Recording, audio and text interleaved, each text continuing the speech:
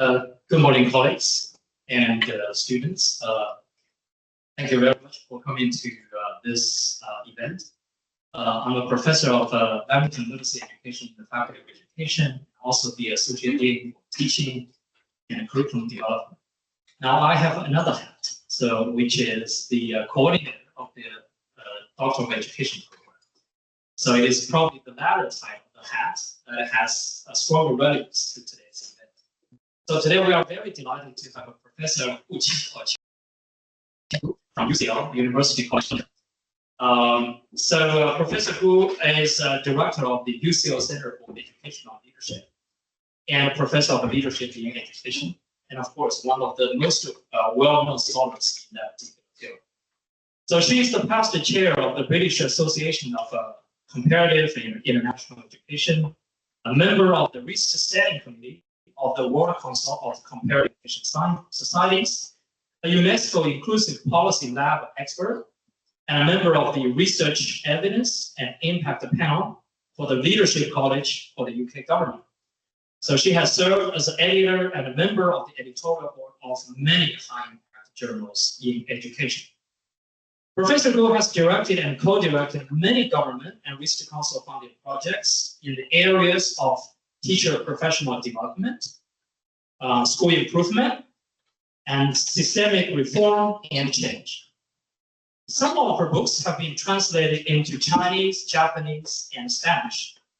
She was conferred the award of the Fellow of the Royal Society of Arts in 2016, and the award of Fellow of the Academy of Social Sciences for her contribution to social sciences in 2022.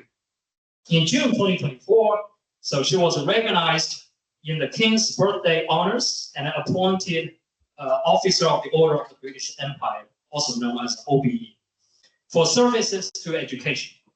So she features in Elsevier and Stanford University's 2023 list of the world's top 22 of scientists in the world.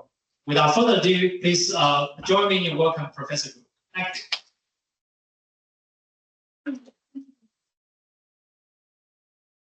Good morning. It's a great pleasure for me to be here. First time to University of Auckland. I'm really excited. I hope that by the end of my session, you will also feel excited about the research that we've done around teacher retention. Our center leads really large teacher development and leadership development programs for the UK government. And we've used the opportunity to really have large-scale longitudinal studies to look into the different factors in the education systems, individuals, as well as in schools, that really impacts on teacher learning, professional development, as well as their final decision to stay or leave teaching. So there are two parts of my talk this morning. First is about the policy and research context. Why do we want to study teacher retention? I'm not sure whether you have teacher retention or teacher attrition problems in Macau. In mainland China, for example, it's less so. But in many other countries, like in US, in UK, in Australia, there are really profound challenges for education, for teaching and student achievement, because we don't have enough teachers. So academics and the government and different governments really are spending a lot of time, money, investing in policies and funding opportunities to improve teacher retention. Teacher recruitment and teacher retention, although the factors influencing recruitment and retention there are overlapping factors, but they are not the same. But if we look at most of our research, almost all of our research is really looking at teachers who are already in the education system and what the education systems can do to keep them. And if we look at the statistics, the latest from UNESCO, we need 44 million more primary and secondary qualified teachers in our schools to achieve the 2020-2030 Sustainable Development Goals, 17 goals the UNESCO has set almost 15 years ago. And another important factor we need to consider in teacher retention issues is qualified teachers with a teaching qualification are not necessarily the same as quality teachers. Yeah, because with take driving as an example. With a driving license doesn't mean I'm a driver.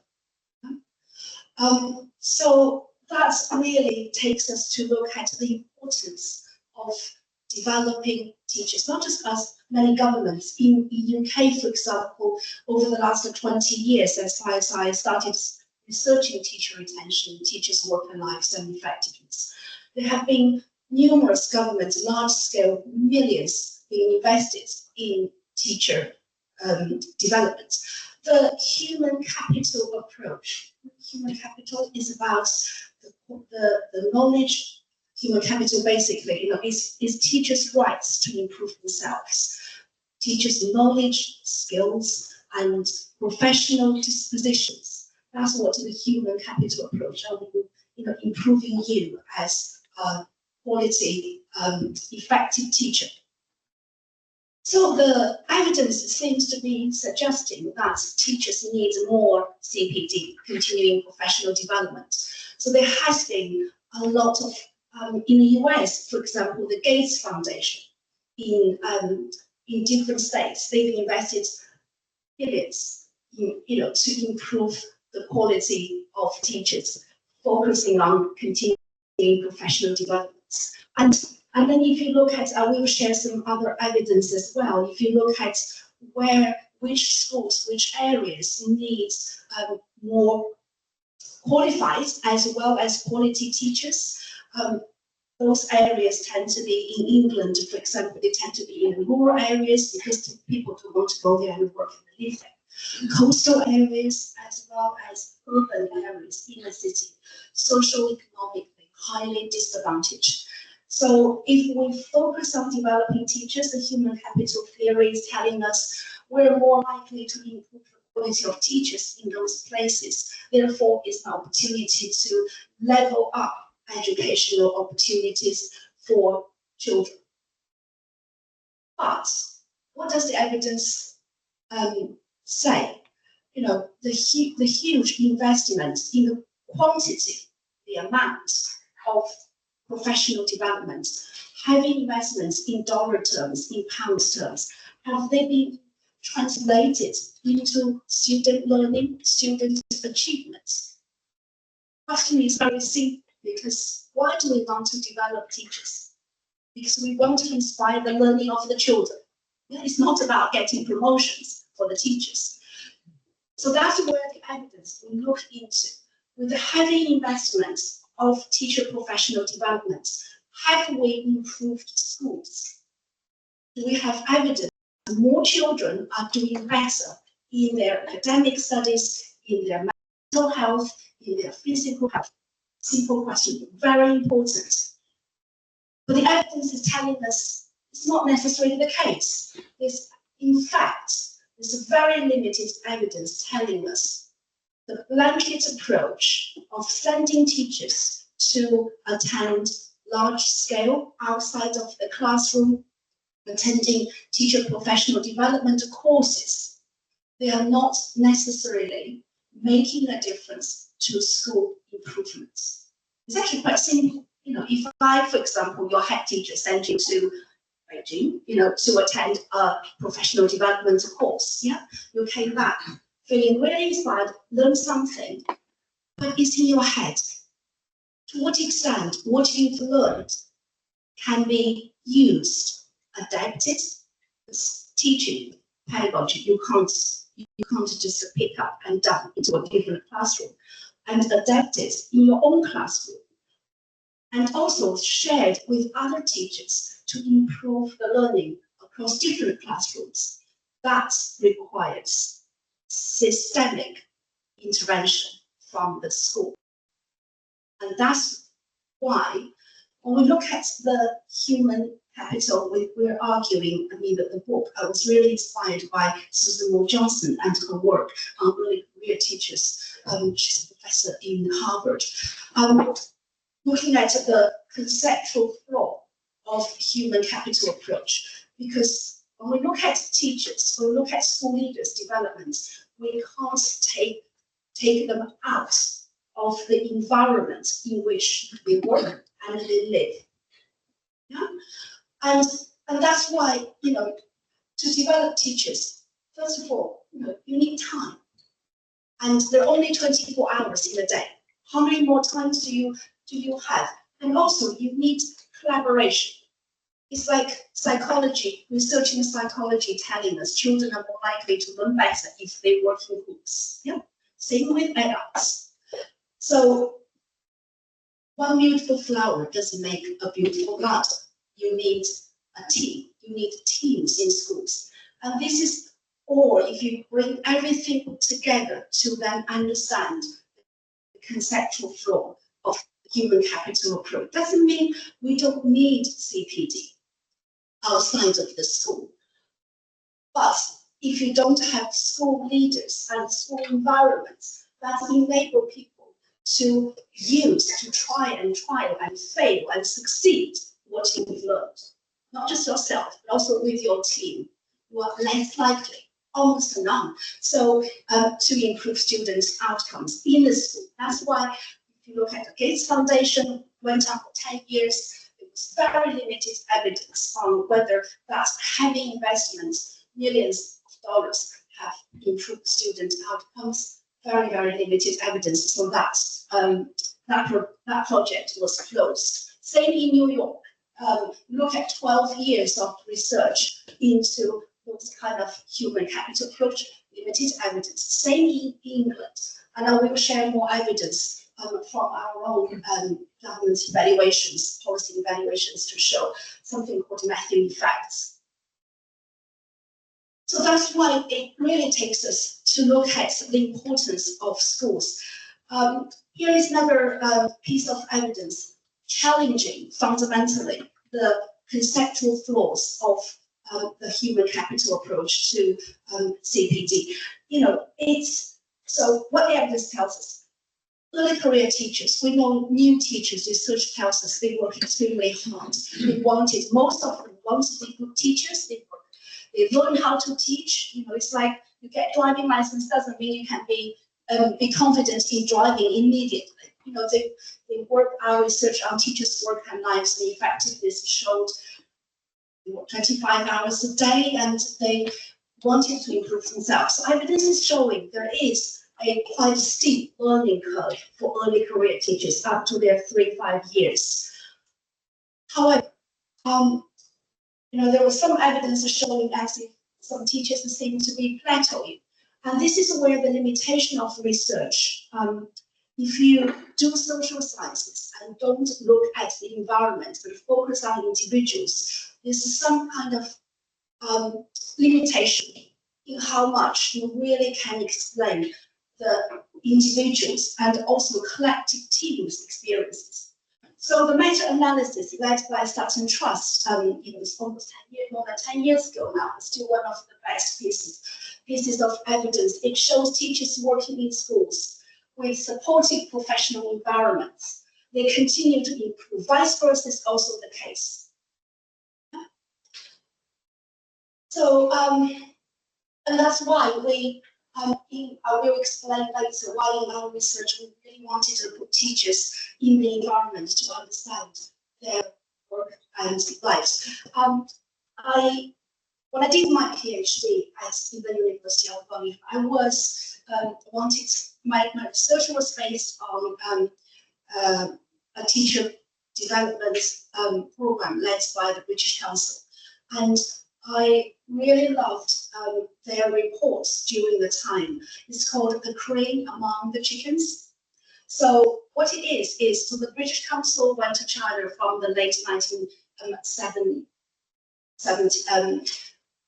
early 1980s, and then early 1990s. And from the early 1990s, they started this teacher development program. Quote unquote, the most effective teaching methodology of language, of English, is communicative language teaching, the most effective. Then we challenge that. So from whose research, in what context, with who is most effective? Because many of you make mistakes in grammar, so long as you can speak, so long as you can communicate. Anyway, that was my days of learning language education. But the problem is, so a lot of teachers from across China went to Shanghai to learn the most effective communicative language teaching. They went back to so they become the crane. They went back to their schools. The education system, especially the assessment system, which determine children's future, parents care most, focuses very much on the accuracy of the grammar. You see the gap. So you become a crane among the chickens, you have all these innovative ideas, and to be able to survive in that environment, to be then regarded as a great teacher, you have to reduce yourself to be back into chickens. And that actually, I think, vividly explains the importance of the environment in deciding what is regarded as effective in our classrooms, in our schools, and how our teachers can or cannot improve. So here's another piece of evidence. In England and also in Australia, in the US, there have been a kind of a drive over the last more than 10 years now on research-informed teaching. So become a teacher, deciding how to teach is not based on your hunch. It's supposed to be based on research or evidence. Okay? So teachers are encouraged, schools are encouraged to use research, so we have this using research to inform, to improve teaching. That has been driven. So we have in England, we have a government-funded organization called Education Endowment Foundation. They provide evidence to tell teachers, this teaching innovation is more likely to improve the outcome of student learning. So we created research schools in England, about 38 research schools. They are just good and outstanding primary and secondary and special schools. They are the normal schools, but they were given one additional label as research school. So they provide CPD, continuing professional development opportunities for teachers to improve, to learn how to use research to improve teaching. So this is external CPD. We used a survey. I led 2 evaluations on that policy. So this is the external CPD. It shows very clearly participants of those teaching CPD programs or courses rated very highly that these CPD programs improved significantly and highly significantly and largely their personal knowledge and skills, knowing how to use research to improve their teaching. But we can't, using structural equation models in statistical analysis, we cannot draw a line into change of practice. I mean, why do you want to attend CPD? You want to improve and change your practice, yes? Otherwise, it's all in the head. That's not impacting on anything. But we can't draw the line. What it does is the individual, so based on teachers' perceptions of their experiences in attending the CPD and using the learning, we've measured. So the individual's knowledge, improved knowledge and skills that research use feed into the research use culture and capacity, the collective capacity within the school. And is that culture and the collective capacity in the school improves or results in teachers changing practice. And the changing in practice results in children's engagement and learning. The evidence is very strong, and the culture is a collective culture and capacity improve children's engagement and learning. And I'm always very nervous when people talk about, oh, teachers need to work together. Collaboration is important. If you look at the quantitative analysis, collective efficacy is the most effective. But it is really important for us to understand collaboration doesn't happen by chance. It's not a given in an organization. I've interviewed so many teachers in some schools. They were telling me they are used to, which is very sad, they are used to teaching behind closed doors. The school didn't have the opportunity, didn't provide the opportunity for them to collaborate. And collaboration is not at individual level. That won't have an effect on school improvements. And this evidence contributes to that. The research into culture and capacity is really designed and shaped by school leadership. The leadership support for professional learning and development creative. So these schools, so based on teachers' perceptions, if their school leaders, especially head teachers or school principals, already focus on teacher learning and development, and the research use is part of the culture system created to enhance this to happen, and they are more likely to change and improve their practice, and through that improve children's engagement.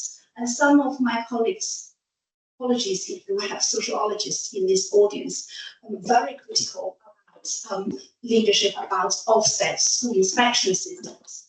But we found if schools, teachers felt, if their school leaders telling us, if their school leaders, head teachers, especially in England, we call them head teachers, or school principals, already providing the environment for professional learning and support.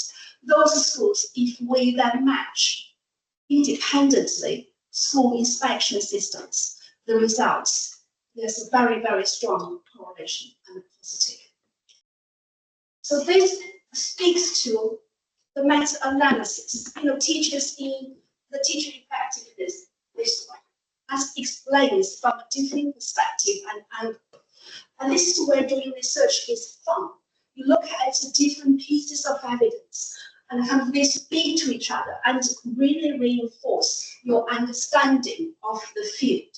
Yeah? And you are doing something exciting and you're contributing to the knowledge. So what this is really telling us is the importance of organizational learning created by school leadership. That matters. Matters to what? Eventually matters to students. Don't forget, that's why we have school. Those people are why we have schools. Those people why are the reasons why we want to have the best teachers.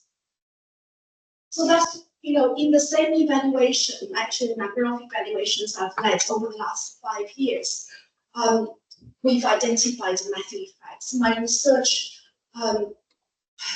at the cost of survey response rates, but we really wanted to survey the individuals from which schools, and the message is very simple.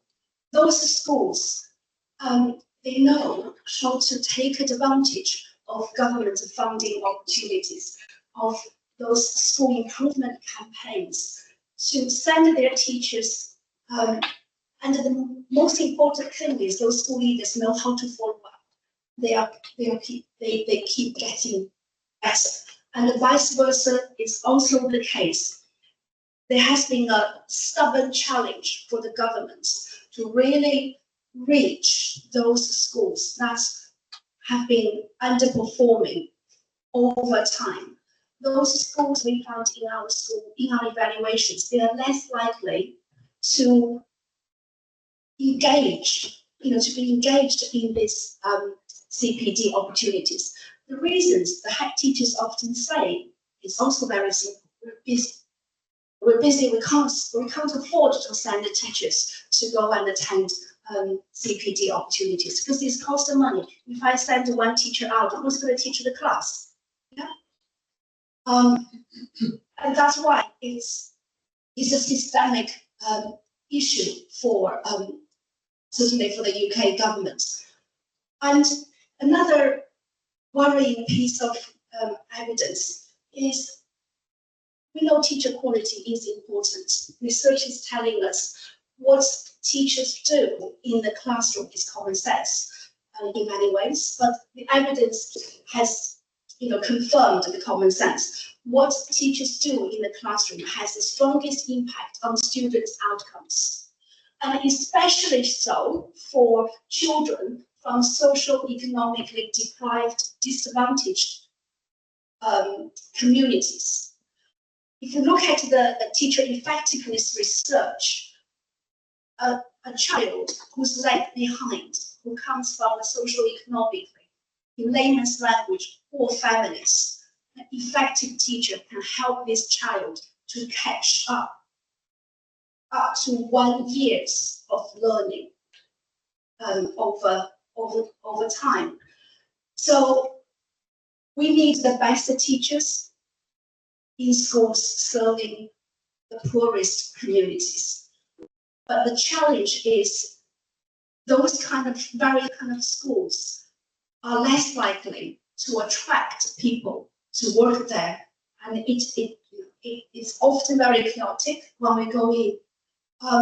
So because children are challenging, they come from those families. If you understand the fundamental social factors influencing children and education inequality, really needed to often say the modern research evidence is telling us why it is it's explaining 3000years ago. Because it involves the neighborhood effects, qualifications of mother, and the early learning environment for children from 0 to 5 years old, really in many ways determine when they started schooling, those children are already far behind. And those schools, if you look at statistics, certainly in England, schools serving socio-economically deprived communities in the US, they call them high needs communities, they are less likely to attract anybody who wants to work there because children grow up in families, they don't have wages, they don't have disciplines, and so there are a lot of things you need to, and they don't have the cultural capital. They don't have the cultural capital that what the middle class parents can provide. And it is really worrying when you look at this evidence, because those children didn't have an opportunity for a great start when they were babies. If our schools and systems are not giving them a second opportunity, they really will, we see in our research, they are further denied access to quality education in schools, and they lag far behind even further. So, bring everything together, really make us think. So we have so many governments continue to want to improve teacher retention, and there has been a lot of investment. But why the evidence is not telling us they have achieved the desired outcomes? And sometimes we were, as academics, you think, if you can't find the answers, maybe the question is not right. Yeah? And because it's very important, another side of the evidence for us to think about, despite the socio-economic challenge. Yes, we know the evidence is saying schools in socio-economically deprived communities are less likely to do well, are less likely to have quality teachers, are less likely to have passionate and capable school principals. So those are the contexts, but we know, despite the change of policies in England, the US, where my research is mostly located, we have actually large number of schools continue to do well. Yes, we know those challenges, but if you look at the other side of the coin, is despite the differences in the social, for example, the social geographical context, urban, rural, or coastal areas in England, and socioeconomic differences, gaps. Research continue to tell us there are a lot of schools and teachers continue to make positive difference to student learning, but others do not. So it's not a blanket question. We need teachers. It's which schools need teachers most, which schools need the best teachers, the most effective teachers most. So we're doing the in our master's and PhD courses, we often challenge and require our students to think. Don't talk about schools. Talk about which schools, in what context. Have that variation in mind. Will sharpen your research and thinking, because they are not the same. And the factors contributing to the improvement and effectiveness of those places are not necessarily the same. So that really takes us with the question to look at, you have to look at school leadership. And the school leadership research over the last 3 decades is telling us, earlier I said, what teachers do in the classroom has the is the strongest predictor of student outcomes. What comes second is school leadership. That's why we build structural equation models, when you do the clever statistical analysis. But sometimes this is where the mixed methods research is very powerful. Send you very, very different ways to challenge your thinking. Although statistically, the quantitative evidence is saying school leadership may be the second most important predictor of student outcomes. In many ways, it's the most profound factor in improving students' learning. And the evidence I showed earlier for the method effects explained that who shapes the environment of student learning is the school leaders. So that takes me to part 2 of my talk today. It's based on the research that we have been doing over the last three to 4 years now. And it's just wonderful for us as academics, finally, to be able to provide evidence that the government is beginning to listen and to have dialogues with us.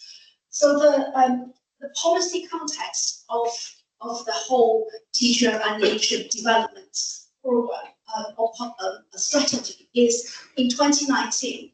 It was under the Conservative government because of the teacher recruitment and retention challenge. They issued a policy. It's to create the golden thread of teacher development. Academics hate what government says. So they have their own different ways of either challenging it or renaming it. Nonetheless, policy, what is often associated with policy is money, is funding opportunities. So since the publication of the report, the Department for Education in England has launched 2 very large teacher and school leadership development programs. One is called the Induction Program for Early Career Teachers. So since you become a teacher after you finish your pre-service teacher education, that from day 1 of your teaching life in the school, all teachers are required to attend, to complete a 2-year induction. And that's fully funded by the government.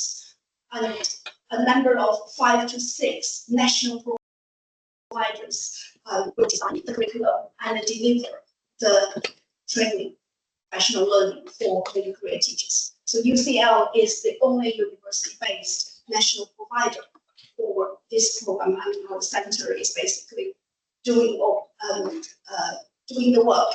And the other program, so one from early career teachers, and the following from that, international professional qualifications, we call them NPQs for teachers and school leaders. So ranging from specialist leaders in schools, subject leaders, all the way to middle leaders, senior leaders, and executive leaders. We have CEOs in the English system, the trust schools. So based on the policy, we were very fortunate. We earned it. We had to bid for the program, so we were successful to be engaged in the pilots, and then we became a national provider when the policy was rolling out across the country. And we really wanted to do some research about it. So this is a policy intervention to improve teachers. And most teachers, for the induction program, early career teachers and their mentors. So within each school, if you are an early career teacher, the school will pair you with a mentor. So the program would train both of us and also school leaders. And we wanted to understand whether this policy is making a difference, this funding investment is making a difference, to what extent and how their experiences of the ECF and NPQ programs have influenced their professional dispositions and qualities, and how effective teachers become, and why they intend to leave or stay. There are two. So for stayers, we have stayed in the teaching in the same school, and movers, we call them. So they move to a different school, but they still stay in teaching. Right.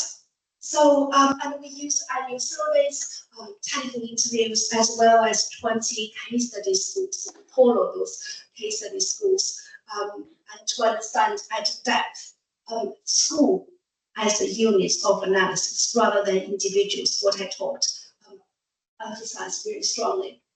So conceptually, how we have framed the research. My own work, I've been leading this research, and I've invited Professor Ken Leafoot, anybody who's researching educational leadership. If you didn't do this, you must know this name. That's the most cited scholar in educational leadership. So it's very fortunate we've made him honorary professor in our center at IOE. So we started from day one, really wanted to have a project that is conceptually world leading. My own work on teacher resilience has really been influenced by the social ecological approach, not just ecological, the Brenton-Brenner's ecological approach. The social focus is very much on the connections between not only just the environment, but also the person and the environment, the interaction between the person. Personal agency and efficacy is important, but it is also important if that is connected and shaped and also shape the environment. And the third element of the importance, looking at the social ecological approach to human development, is that process oriented. You don't have a fixed view of a teacher. People do learn and develop and change. And so over time, in research terms, therefore, we are very fortunate to be able to have a longitudinal study. We had funding for 4 years up until this year, and we were successfully granted another 4 years funding. So that enabled us to we will have an 8-year window to look at, really trace those teachers and schools in a longitudinal perspective, and to understand the teachers' professional leadership, professional learning development, how is that shaping teachers' change. The second, so the policy is about teacher retention, and we wanted a conceptual framework, a theory that helps us, takes us deeper into retention. And this is where our work was influenced by the social learning theories, and we looked deeper into the social cognitive career theory, which was developed over the last 30 years, very empirically based, and was brought out to look at evidence. We found that very helpful for 3 reasons. First of all, it emphasizes the building blocks of career development. So, that over time element, and very much a focus on the personal agency in that journey of development. Identified 3 building blocks: the self-efficacy, outcome expectations, and personal goals. Second, the social ecological theory asks us we must look at the environment. And so we look at the conditions, but it's important, the conditions, how we measure the conditions. If I come from, so I'm just have an example why people's perceptions are important. We're not measuring the objective conditions, perceived conditions. So how do I perceive whether this room, for example, is a great conference room? I might have a different view from you. For example, you may think this is the best room in the world. It doesn't matter of the weaknesses. It's great to you and for you. That's fine. I come from a completely different place. I might think, well, there are other things you could improve in. So that perceptions of conditions matters more to how teachers feel about their school, of the physical environment. I went to South Africa. We had a 3-year research project in South Africa, looking at how education can be a driver to improve the mental health of primary school children in rural communities. So looking at some of the schools on our projects, parents, the families live in tin houses. They couldn't even dream what they look like. And if there are black clouds coming over from a distance, the little children have to be sent home. Why? Because if it rains outside, it rains inside too. Electricity, every day, every week, you have hours schools may not have electricity. If that's electricity cuts sustained, children have to be sent home because they can't use toilets. Yeah, there's no water. So for us to look at those kind of environments, it's astonishingly sad. But do I see sad children in those schools? No, they're happy. And that's why when we look at conditions, when we think about measurements in educational research, we are looking at perceptions. Even classroom observations, you're looking at perceptions.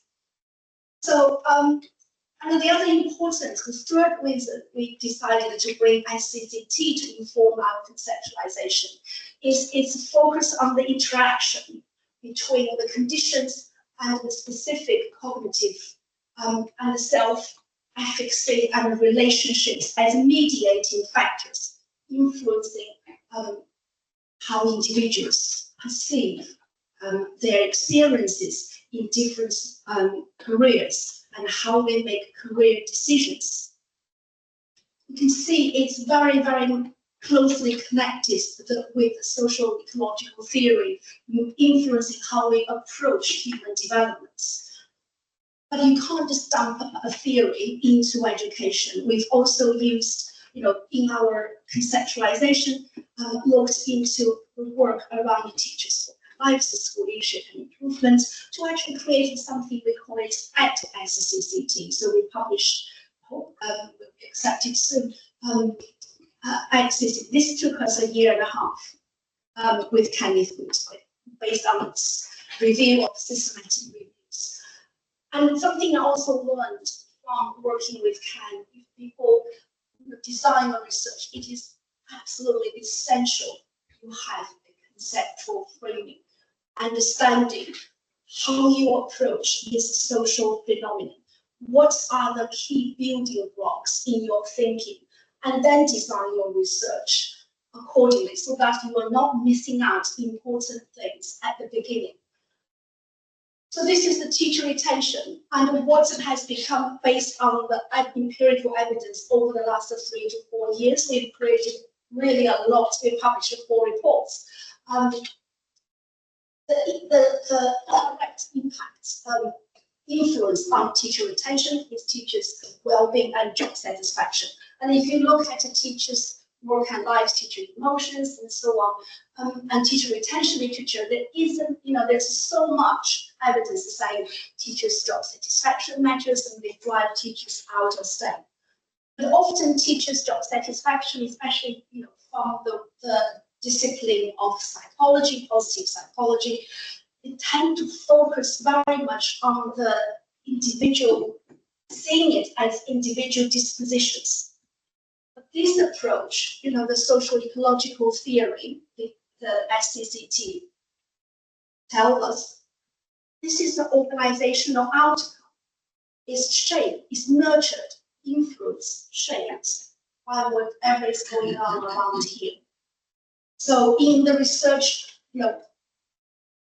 we are confident enough to put school leadership right at the beginning, and we have 5 dimensions. We know we're testing this in Portugal, Spain, South Africa, China, US, Canada, and England over the last 20 years. These instruments repeatedly hold strongly with anybody doing statistics, with the reliability secured to be above 0.96, telling us these are despite the cultural contextual differences, these are the bones of things that really matter to school leadership.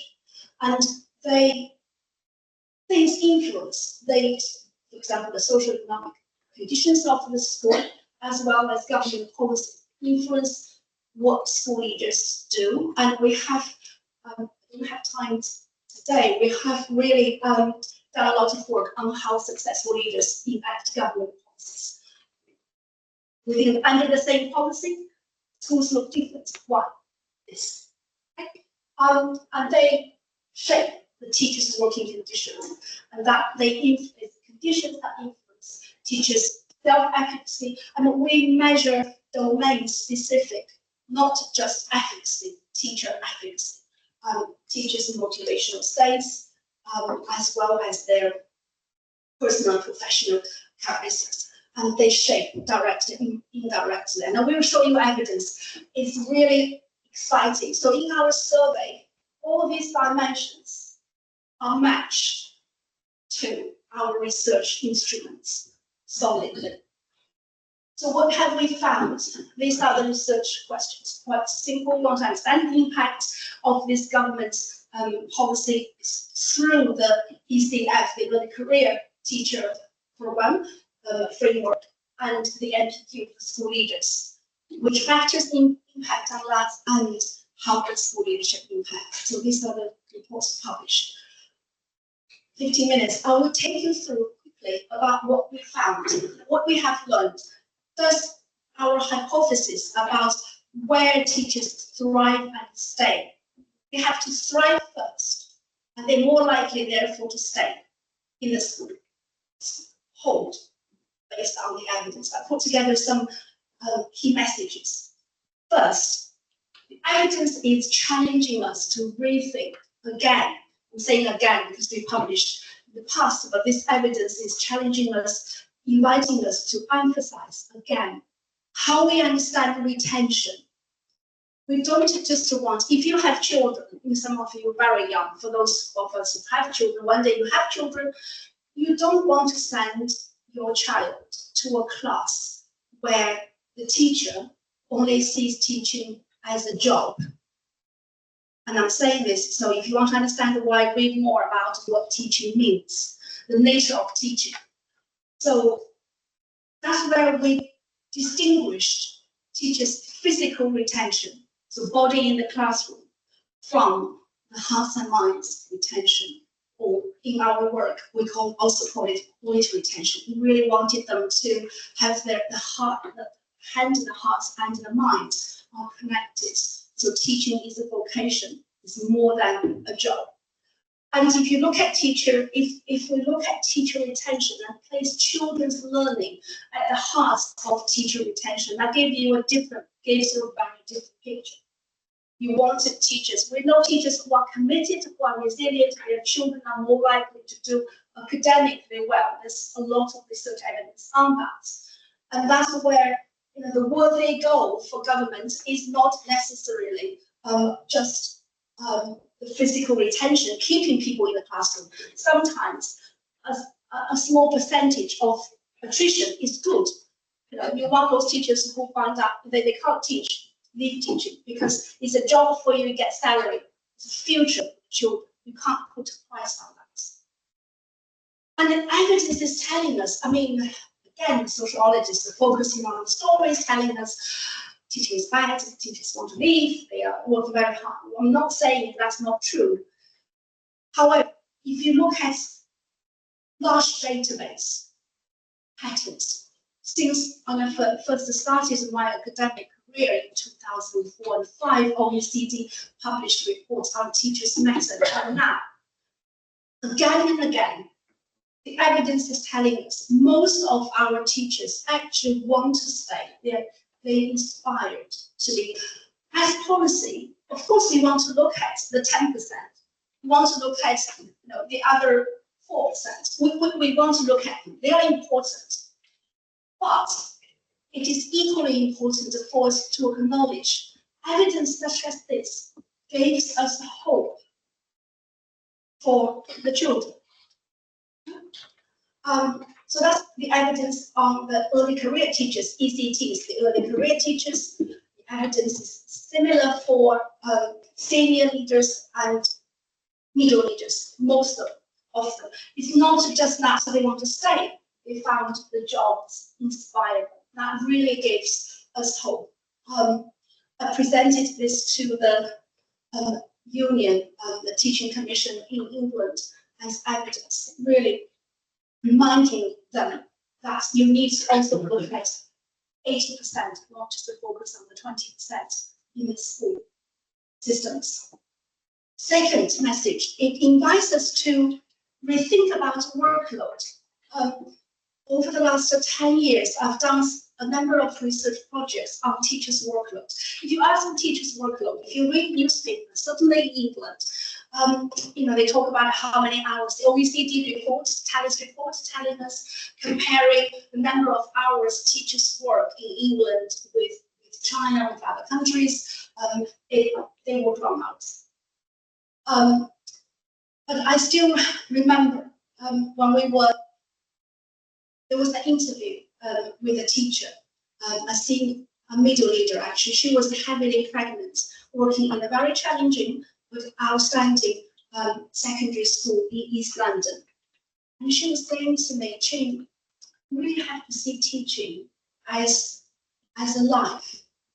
Once you see teaching as a life, that's not a load. If you see teaching as a job, you will struggle. This is a profession that's very special. And we cited that in our book on resilient teachers and resilient schools. The evidence speaks to what I showed you earlier here. The evidence speaks to that. And that's why I really liked David Henson's work on why teaching is a vocation. David is a professor in Teachers College. And he really explained deeply why, once I was leading a teacher workload project. So we used a collaborative lesson plan to see whether that can help reduce teachers' workload.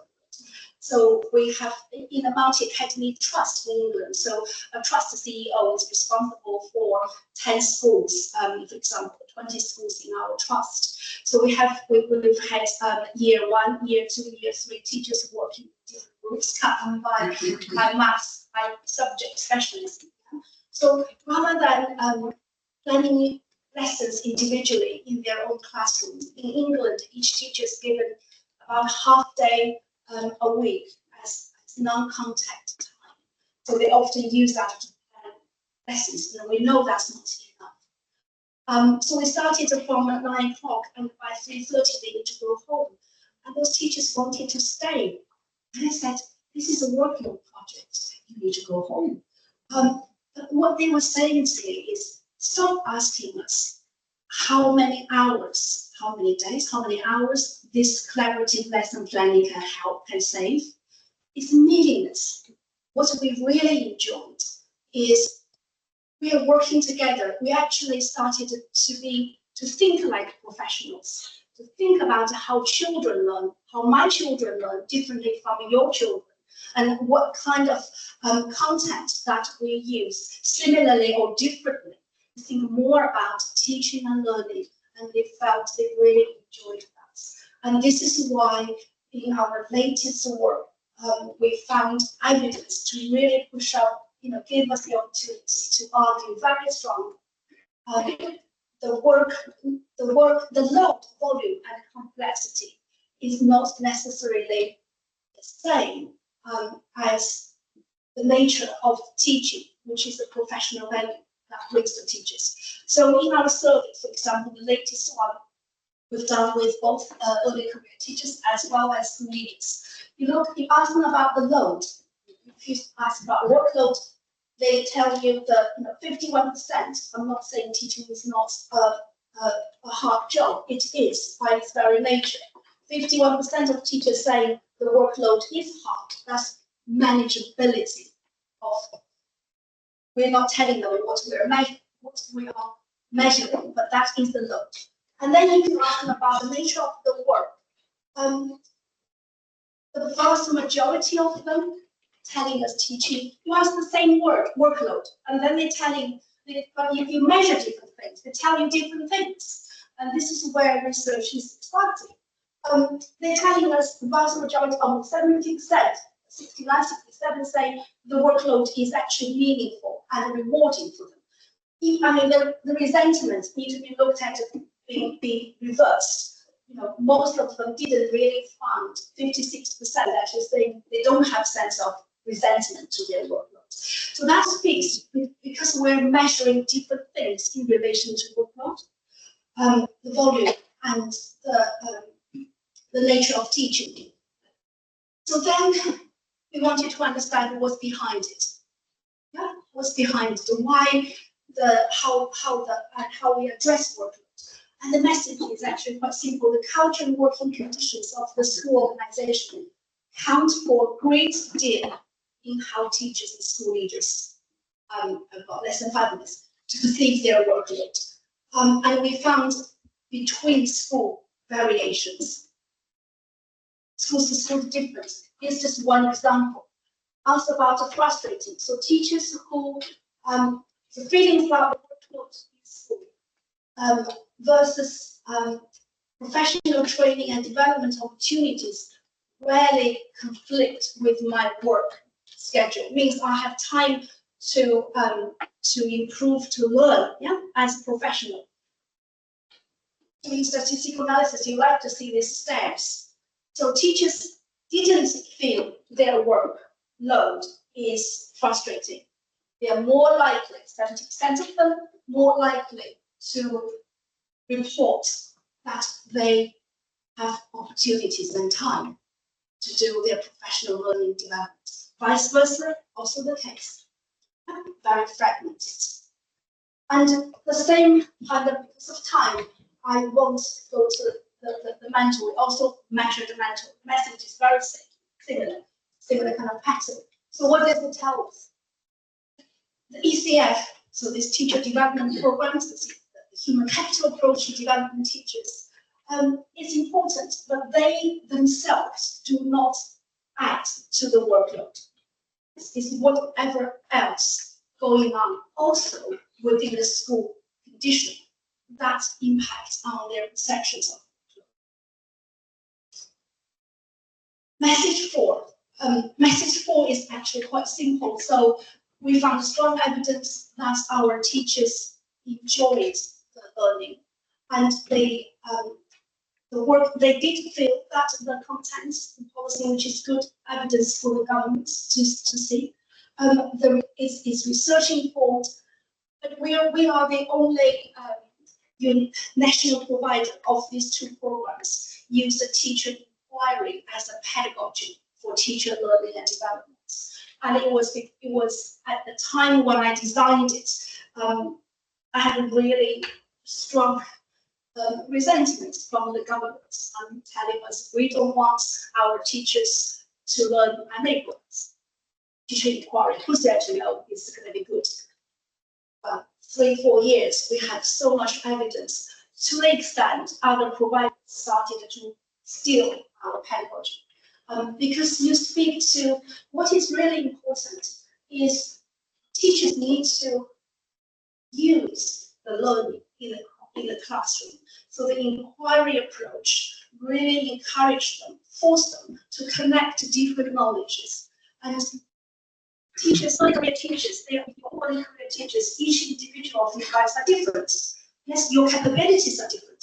So the inquiry approach gives you the tool to actually use based on what matters to you, what matters to your children, what is in the context to improve yourself, to learn and to use and see the impact, understand the impact, why you are making a difference to improve student learning or not.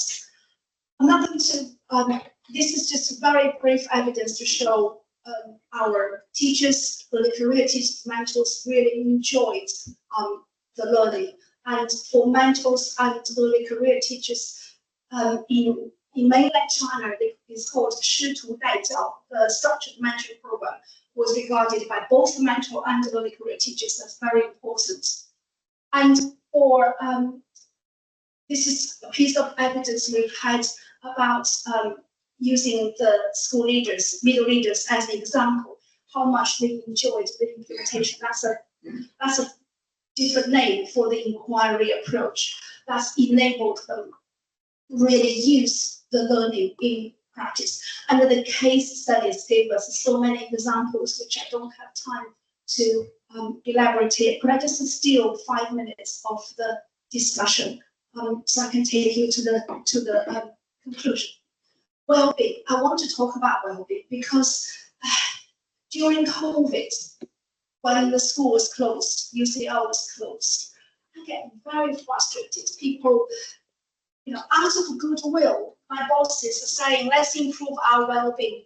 Let's do yoga lessons together. I hate yoga. I don't know how to do it, but I'm stressing myself. And I thought, I'm busy. I don't have time to have another meeting to do yoga lessons.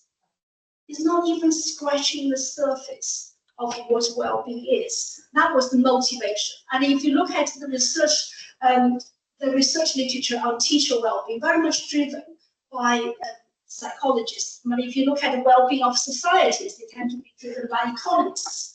So what about teachers? And we've identified through our survey, and we're writing this paper at the moment, looking into a whole range of research literature in different disciplines, explaining what well-being is. And to build that in our conceptualization and survey instruments, we identified 4 closely interrelated. First of all, for teachers to feel 幸福感, they have the well-being. They need to feel they belong to the place. Relationships are good. School leaders support them. Yeah. Secondly, well-being is not just about you feeling good.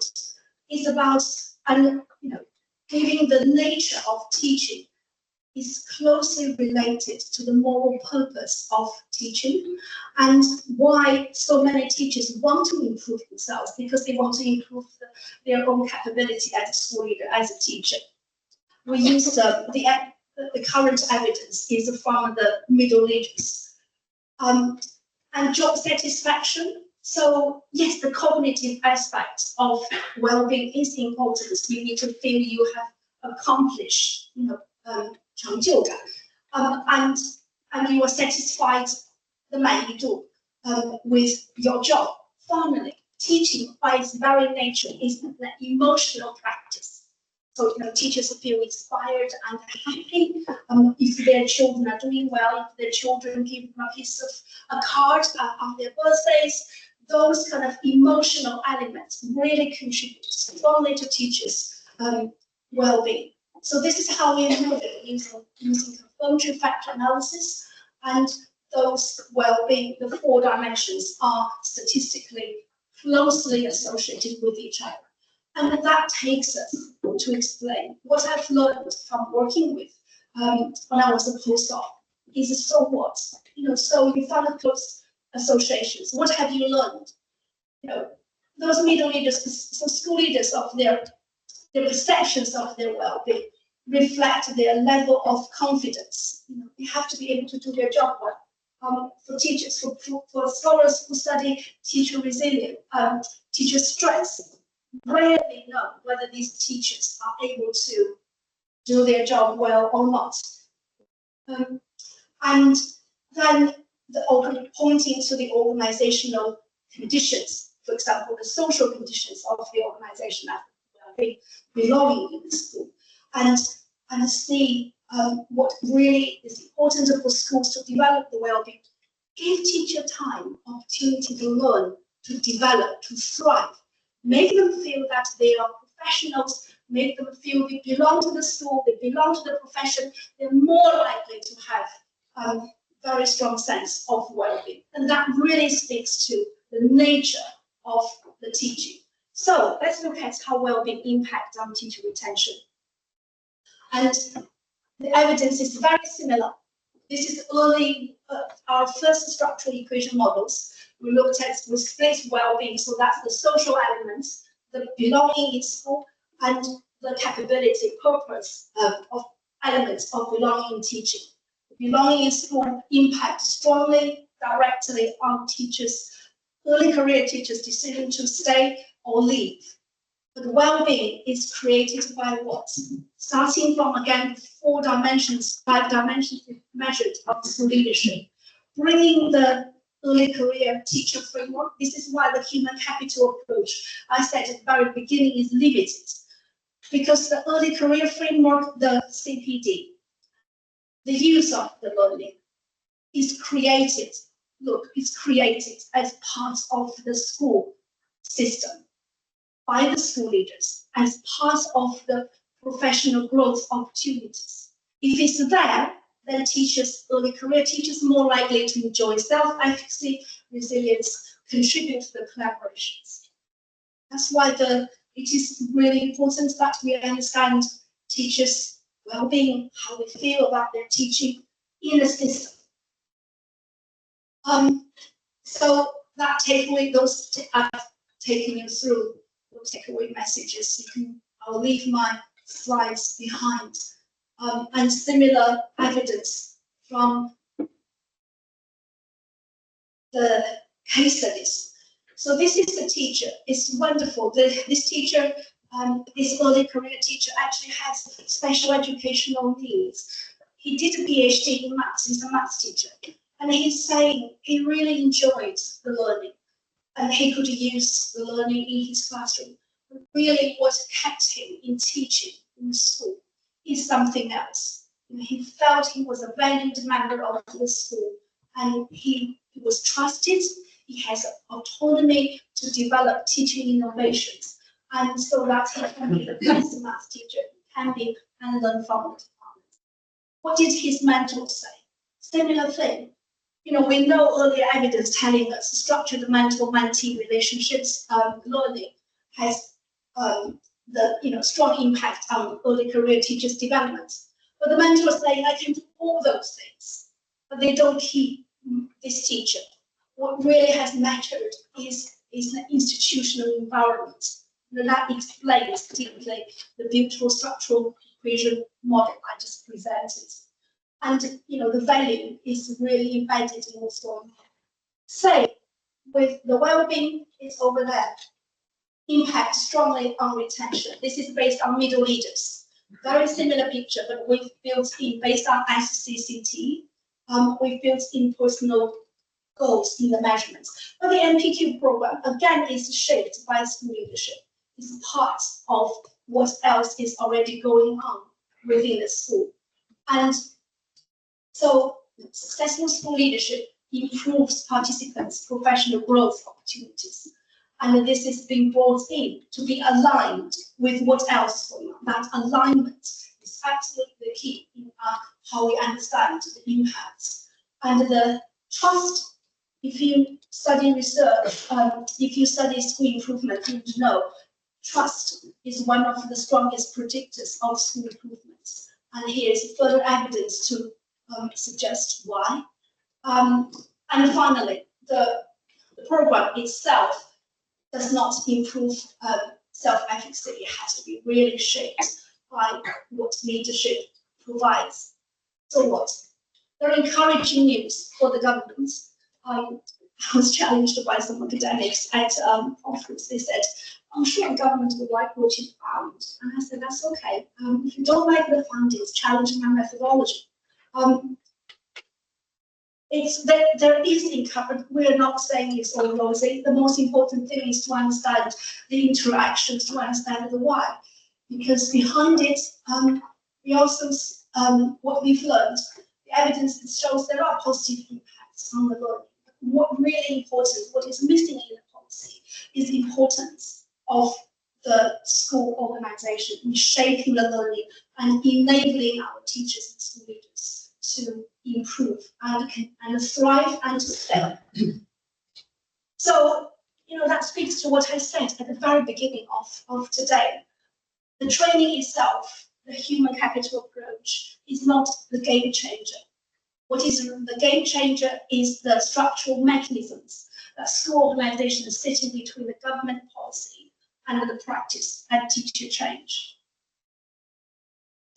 So for policymakers, they really needed to understand the importance of how they systemically improve teacher retention.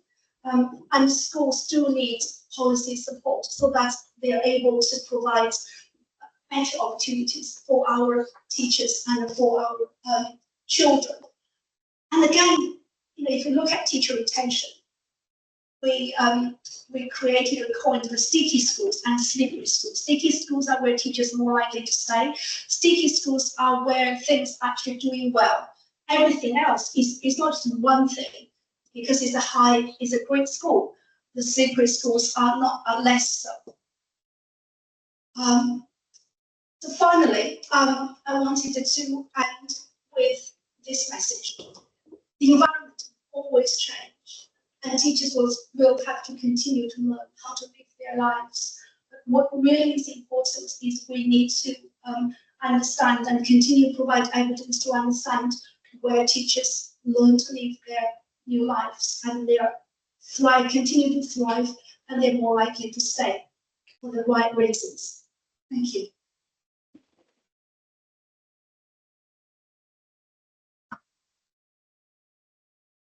Thank you very much, Professor Gu. I don't need it. I'm fine. So. The recording.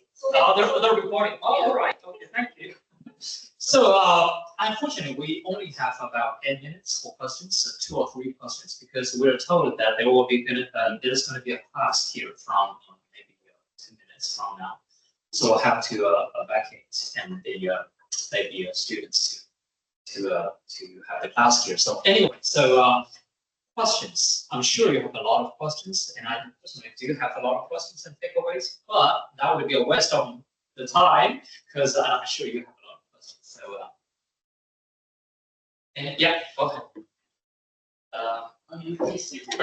Yeah. So, so you first and then you, all right? I think as Professor John said, there was a lot of questions, but I better keep it to me only one question. It's such a valuable research. And I thank you, Professor Gu, I think present in a clear and enthusiastic way. That's why it's powerful, just like a good teaching. I think I almost agree with every slide and I come up with personal experience example to demonstrate your conclusion. But here I'm particularly interested when you talk about the hearts and the minds, for the right reason to retain them. And I totally agree from my own experience and observation. But the difficult thing here is how you measure the heart and mind together. From most outside, even as a parents, it's actually most of the time parents don't really know what is going on in the classroom. I've seen the schools where these teachers have to stay because the environment, but their heart not stay. However, the people from outside won't be able to judge the difference. I don't know in your research how actually you capture that. That's my question. Thank you. Thank you. Great question. So, yes, we know is the previous research is telling us teachers who are committed, so teacher commitment is a measure, and teachers who are resilient despite the challenges, wanting to stay. That's another measure we use. So those, if they have those, they are more likely to be effective teachers. So their students are more likely to do academically well. So that's what the research evidence is telling us. And then if you look at the case studies, going back to schools, yes, of course, teachers, parents probably don't know. But I think it is really important for the schools to know which of your teachers are there who are committed. And head teachers do know. They know. And if they are not as committed, evidence is telling us they are less likely to be wanting to be engaged in continuing professional development, and they teach to the minimum. They do a job rather than they continue want to improve themselves. So this is where the organization is important. And then in the case, then the interventions from the school would be necessary. And if you look at the turnaround school literature, cases like what you've said, so we do measure the levels of teachers. Now we added the personal goals. So whether they actually wanted to improve and their capability, we have the purpose measurements. So if you look at the turnaround school literature, and you would see some teachers, they want to do the okay job, and then the new school leadership makes it very difficult for them to do the minimum. And you will find, I think there's a term for that, I forgot what's it called. They actually move to other school. So it's a negative recycling of these teachers in the system, the bad thing. But you do know that, and there is a lot of evidence suggesting this is where strong school leadership is very important. So you don't, one thing I've learned, for example, there was a case study school on a different project. It's a school in the most deprived, the bottom top 200 in the country.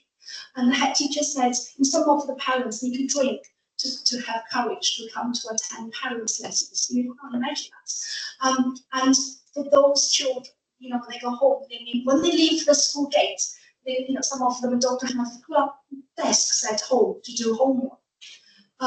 So the head teacher said, we need the best teachers in our school.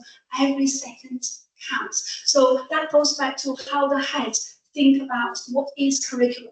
So curriculum is not timetable, it's not textbooks. Curriculum is a learning of, is the children's learning life in the school. That's the curriculum. So in that school, maths teachers, so PE teachers, physical education teachers, have to, do lesson planning with maths teachers, with literacy teachers. So you can learn maths doing games in PE lessons. That's how they improved school. So the school was improved from the bottom 200 to top in the country, the top 100 in the country in 3 years.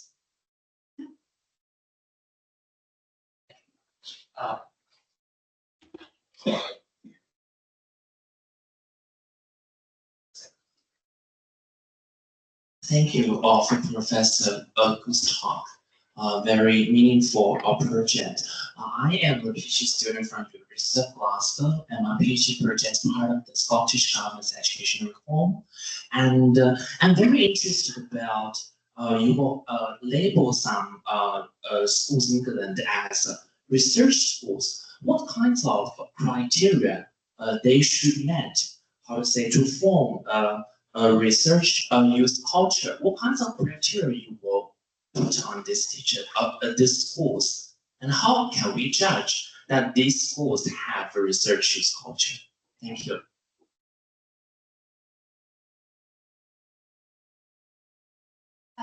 quick question. Sorry, quick question, but quick answer. So you can Google Education Endowment Foundation Research Schools. It's a government policy. It's decided by the Education Endowment Foundation, who have very clear criteria. So those schools have to be good and outstanding schools, so based on national inspection systems in England.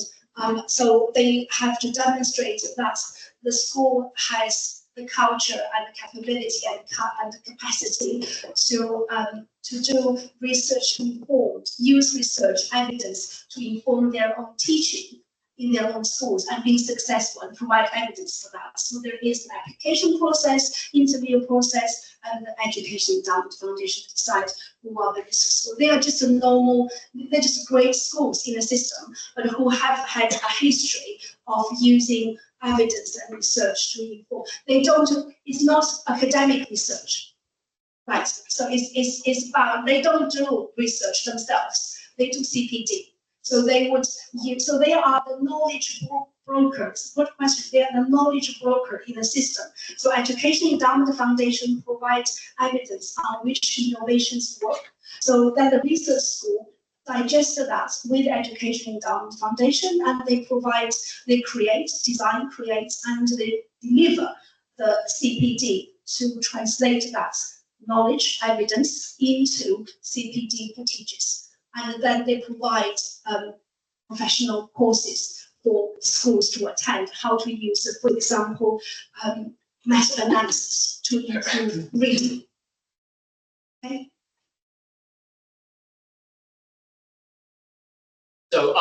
So I'm so sorry. Unfortunately, we have run out of time because we certainly don't want the students to be waiting for, to come into the classroom.